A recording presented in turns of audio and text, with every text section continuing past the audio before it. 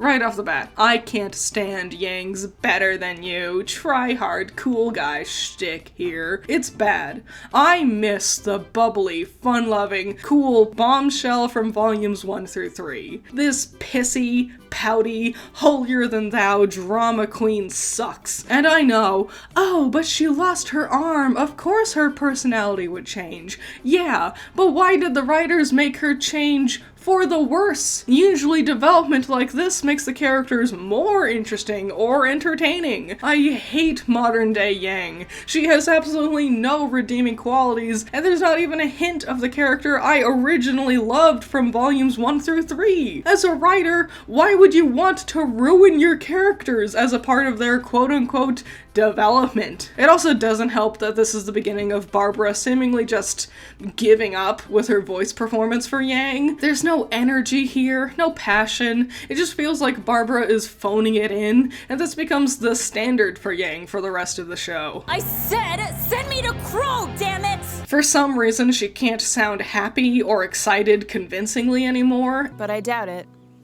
I'm her daughter, after all. And her moody, broody performance also sounds like someone trying too hard to put on a performance. Good to know. Ruby and Oscar train. It's not good. Ruby's combat training is a dumb plotline. It just tells me loud and clear that the writers had absolutely no idea what to do with her this volume. I mean, she doesn't do anything all volume, she plays no big role in the finale, and doesn't do anything substantial as a character throughout the rest of the volume. So they slap this bland plotline of learn to headbutt once so she can do that one thing and pretend like it was an arc here. And then it's back to the heavy exposition. This time about things we've already known about for years. Wow, what a cool change of pace. Rather than a character sitting around droning out boring, bland fluff about pointless information, we have characters sitting around droning out boring, bland fluff about repeated information. Quality content. The best part of the episode, Yang and Weiss hug. Whether you ship them or not, this is very sweet. It's animated well, and the armor Gigas fluttering away is a visual flair that makes this already prominent moment even more memorable. We've come a long way from Volume 1, where a Yang hug was the worst part of an episode. Good job. The worst part of the episode, everything with Yang and Raven. The height of the dialogue problem, where characters just talk at each other. They don't seem to be listening or acknowledge whatever each other says anymore. More dead set on spitting out chunks of their own little monologues one sentence at a time. Yang's whole plan here was also completely stupid. Why did she do this? She came here to ask Mommy to help her teleport to RWBY. Supposedly, Yang has been trying to find Raven for a large portion of her life, so having her easily roll into Raven's camp with seemingly no effort really undermines Yang's motivations and makes her come across as incompetent. You found Raven in seconds. Why did you struggle with it so much before? Also, if her ultimate goal is to just get to RWBY, surely it would have been easier, in-universe, to hunt Ruby down. She left a letter at the end of Volume 3. I think visiting Haven would be one of the first ideas Yang would come to when it came to tracking her down. Also, here she is, finally in front of Raven, the mother who abandoned her. In Volume 3, she seemed really torn up, really wanted to see Raven again. And now that she's here, she doesn't care anymore. No questions, no explanations, no nothing. What was the point?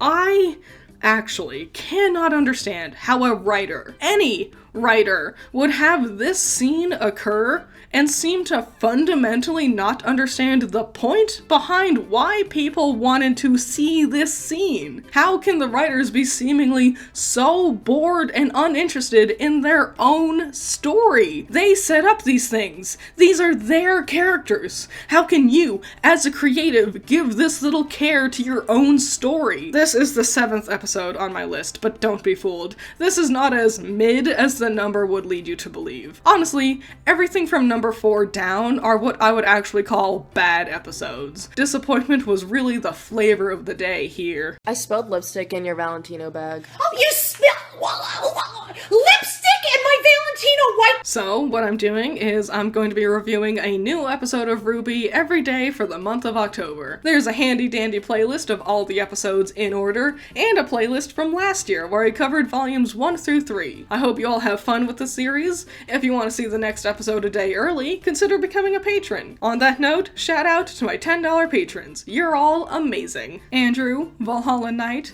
Chamomile, Classy Critic, Noah Perkins, Sunny Shy, Jake, Amber, Hype Man, Isaiah, Scaring Crows, Not All That Evil, Holly, Boy Howdy Boy, Jacob, Ben Sketchbook, Rain, Omega Fighter, Trash, Wild Pilot, Josh, Twisty, Juan, Bunkin Duncan, Lycan99, Hoodie Angel, Ranger, Hut Mutt Butt, Cloudy Days, The Enigma, C1 Trooper, Sean, Primo Rune, Steve, and Overhypen.